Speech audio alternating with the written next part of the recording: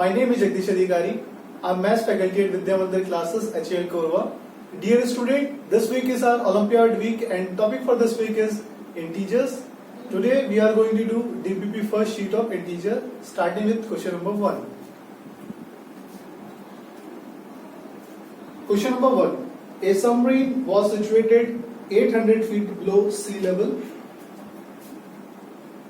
Assuming that this is sea level और एक submarine इससे 800 फीट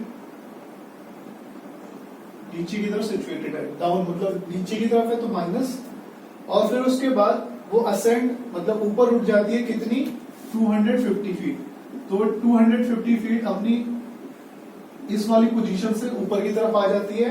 तो what is it's new position, तो उसकी न्यू पोजीशन कितनी होगी, तो माइनस 800 पे थी 250 ऊपर की तरफ आ गई, प्लस हो जाएगी वो, तो जो उसकी न्यू पोजीशन होगी वो हो जाएगी 800 माइनस 250। तो 800 में से 250 गया तो 50 एंड 7 में से 2 गया 5, तो 550 फीट। तो उसकी न्यू पोजीशन हो गई 550 feet minus option D. Option D correct है इसका। डिसेंडिंग में थी तो मैंने बताया था जो भी चीज नीचे की तरफ होगी, ये टेम्परेचर ही हो या फिर हाइट ही हो, वो नेगेटिव होगी, और जो ऊपर की तरफ इंक्रीज होगा टेम्परेचर हो या हाइट हो वो positive. Question number 2। Question number 2 बोला Roman civilisation begin in 509 BC में। रोमन सिविलाइजेशन 509 बीसी में स्टार्ट हुई थी एंड एंडेड इन 476 एडी में, एंड 476 एडी में वो खत्म हुई। How long did Roman civilisation last, तो ये कितने साल चली ये हमको बताना है। बीसी में जो भी टाइम होता है वो रिवर्स में चलता है, मतलब अगर मैं बोलूं जैसे हमारा अभी जो टाइम है वो चल रहा है इंक्रीजिंग ऑर्डर में, 2020 चल रहा है, फिर 21 आएगा, 22 एंड 23, ऐसी जो बीसी में जो टाइम होता है वो चलता है रिवर्स में। तो मतलब जैसे 2009, तो अब इससे जो नया साल होगा वो क्या होगा, मतलब इसके बाद कौन सा साल आएगा 2008, फिर नहीं सॉरी 508, फिर 507, 506, ठीक है, और ऐसे ऐसे ये कहां तक जाएगा 0 तक जाएगा पहले, ठीक है, उसके बाद फिर 1, फिर 2, फिर 3, और ऐसे ऐसे इंक्रीज होते फिर 80 तक आएगा, 476 80 तक। तो 509 इयर्स तो ये एंड 476 ये, तो टोटल कितने इयर्स हो गए इसको, इस पूरे रोमन एम्पायर को, तो दोनों को करेंगे ऐड, तो 15 1 कैरी 7 और 1 8 एंड 9, तो 985 इयर्स। तो इसको टोटल जो इसका टाइम पीरियड है वो है 985 इयर्स, ठीक है। तो बीसी में जो भी टाइम है वो हमारा मतलब जब भी चलेगा तो वो डिसेंडिंग ऑर्डर में चलेगा, एंड जो एडी में टाइम है वो इंक्रीजिंग ऑर्डर में चलेगा, असेंडिंग ऑर्डर में, ठीक है। और उसके बाद question number 3।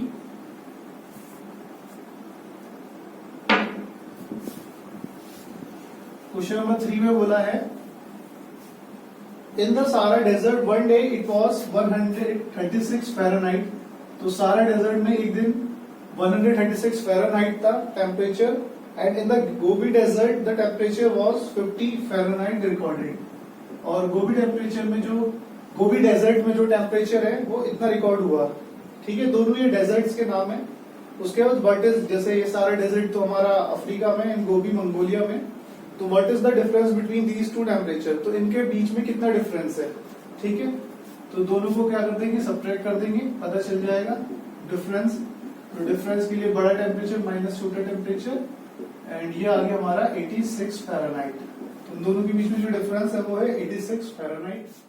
Option number 4। Question number 4 वाला मेटल मरकरी मेल्ट्स मतलब पिघल जाता है कितने पे, -39 डिग्री सेल्सियस में वो पिघल जाता है, ठीक। और बोला है the freezing point of alcohol is -114 degree Celsius, और जो एल्कोहल है वो -114 डिग्री सेल्सियस पे जमता है, ठीक है। ये तो -39 डिग्री सेल्सियस पे पिघलना स्टार्ट हो जाता है और वो -114 डिग्री सेल्सियस पे जम जाता है, ठीक। तो पहले तो थोड़ा डिस्कस कर लेते हैं मरकरी क्या होता है। मरकरी आपने देखा होगा डॉक्टर्स के पास पुराने थर्मामीटर होते थे, उनमें भरा होता था और वो बॉडी टेम्परेचर को मेजर करने के काम आता है। तो वो कितने डिग्री सेल्सियस पे पिघल जाता है, -39 डिग्री सेल्सियस पे, और वो -140 डिग्री सेल्सियस पे जम जाता है, ठीक। तो अगर हम एक लाइन बनाए तो लाइन में 0 से इधर की तरफ कोई -39 डिग्री सेल्सियस आएगा और फिर -40 and dash dash dash -114 degree Celsius आएगा कहीं। ठीक, तो इसने हमसे पूछा है how much warmer is the melting point of mercury than the freezing point of alcohol. तो जो मरकरी का मेल्टिंग पॉइंट है वो अल्कोहल के फ्रीजिंग पॉइंट से कितना गर्म है ये हमको बताना है। तो ठीक है, इन दोनों को हम डिफरेंस कर लेंगे तो पता चल जाएगा हमको कौन किससे कि मरकरी का मेल्टिंग पॉइंट अल्कोहल के फ्रीजिंग पॉइंट से कितना गर्म है।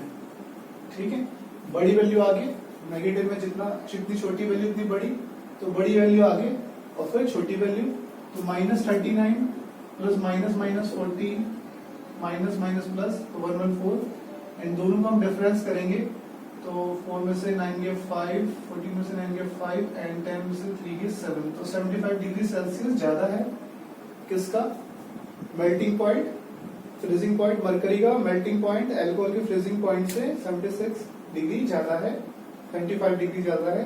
तो ऑप्शन में तो कोई है नहीं, ई मार्क करके 75 लिख लेंगे। ठीक है, उसके बाद क्वेश्चन नंबर 5।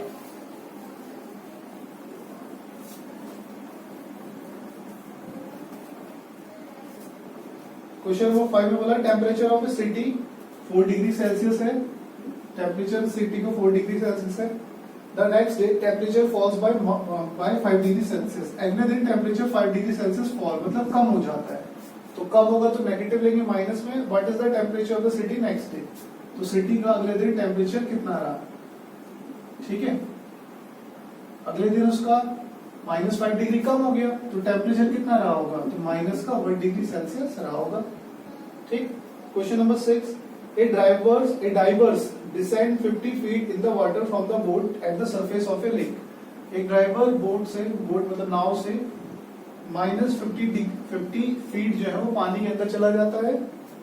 ठीक है, ही रोज 12 फीट और फिर वो 12 फीट ऊपर आता है और उसके बाद अगेन 18 फीट नीचे चला जाता है और दोबारा से फिर 18 फीट नीचे चला जाता है फिर से। At this point what is the depth in water, तो उसकी वाटर में डेप्थ कितनी होगी, कितनी गहराई होगी, वो कितनी गहराई पे वो पहुंच गया। ठीक है, तो -20 फीट पे था, फिर +12 ऊपर आया एंड फिर अगेन -18 नीचे चला गया। तो ये हो गया -8 -18 और -8 और 18 -26 फीट, या अगर हम केवल लेंथ बोले तो लेंथ कितनी हो जाएगी उसकी 26 फीट। ठीक है, तो मतलब कितनी गहराई पर है इस समय 26 फीट की गहराई पर है। ठीक है, यहाँ पे इसने हमसे केवल लेंथ पूछी है, तो लेंथ तो कभी भी नेगेटिव नहीं होती, लेंथ तो हमेशा पॉजिटिव ही ले सकते हैं हम। नेगेटिव तो बस केवल इंटीजर्स है और इंटीजर जो है ये बस केवल ये दिखा रहा है इसकी डायरेक्शन कहाँ है, डायरेक्शन किस तरफ है, ये मतलब ये नीचे की तरफ है गहराई। अगर ये पॉजिटिव होता तो मतलब सी लेवल से ऊपर की तरफ। ठीक है, यहाँ पे जो नेगेटिव का साइन है केवल ये उस डाइवर की पोजीशन दिखा रहा है और उसकी जो एक्चुअल गहराई है वो गहराई केवल 26 फीट है। ठीक है, साइन केवल ये दिखाने के लिए यूज हुआ है कि वो पानी के अंदर है या पानी से ऊपर की तरफ है, डायरेक्शन। ठीक है, अगला question number 7, the group of hikers is descending the mountain at a rate of 600 feet per hour. तो एक ग्रुप है हाइकर्स का, हाइकर मतलब जो चढ़ाई करता है पहाड़ों पे, पर्वतारोही, और वो जो है उनकी जो स्पीड है हाइकिंग की मतलब पहाड़ से उतरने की जो स्पीड है वो है 600 फीट पर आवर, मतलब 1 घंटे में इतना नीचे उतर जाता है वो। ठीक है, तो इसने बोला what is the change in elevation hiker after 6 hour, तो 6 घंटे बाद उनकी हाइक मतलब उनका जो एलिवेशन है उसमें कितना चेंज आ जाएगा।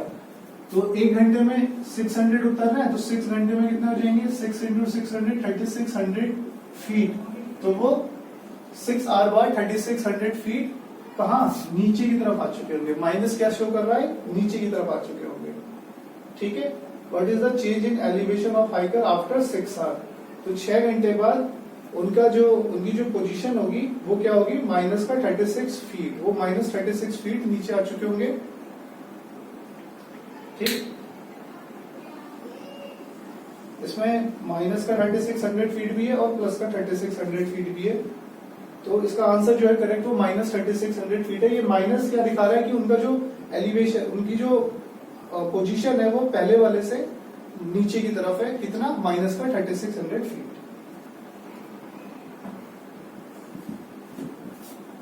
ठीक है, ये 3600 ये डिसेंडिंग दिखा रहा है, वो नीचे की तरफ आ चुके होंगे, उनका इतना चेंज हो गया होगा। Question number 8, the price of A stock increase by decrease 45 per day. एक प्राइस स्टॉक का प्राइस 45 पर डे डिक्रीज हो जाता है फॉर कंसेक्यूटिव डे, 4 लगातार दिनों तक।